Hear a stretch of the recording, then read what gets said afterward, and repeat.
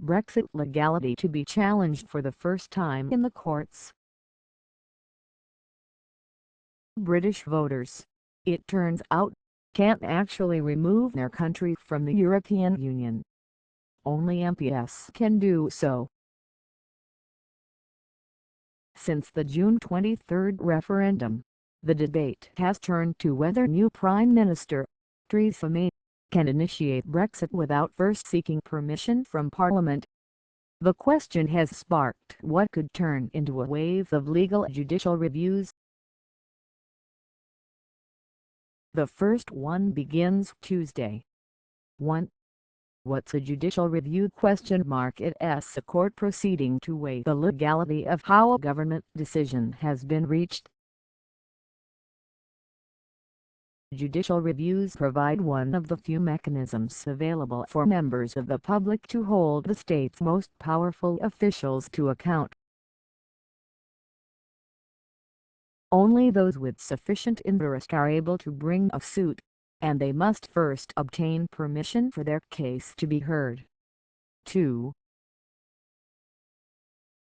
Who brought this case? Deir Dos Santos, the UK hairdresser described by his lawyer as just an ordinary guy, filed the first lawsuit seeking to slow Brexit by challenging the Prime Minister's right to start the exit without Parliament. If his rights are going to be taken away, he wants it done in a proper and lawful manner, Dominic Chambers, Dos Santos's lawyer, said. 3. What's at stake? Either the Prime Minister or Parliament must invoke Article 50 of the Lisbon Treaty in order to trigger the UK's exit from the EU. Oliver Letwin, the minister overseeing the task force preparing for the exit negotiations before May appointed David Davis to head a new Brexit department, said it's the Prime Minister's responsibility. Other legal experts disagree, saying a matter of this importance must go through Parliament. One of London's biggest law firms, Mishcon de Reya, has threatened a legal challenge if Parliament doesn't get the say. The dispute could pit the judiciary against the power of the Prime Minister in a manner never seen before in British history. 4. Won't Brexit happen no matter what? May has pledged to respect the will of the people and carry out Brexit, though she's in no rush. So has Jeremy Corbyn, the leader of the opposition Labour Party.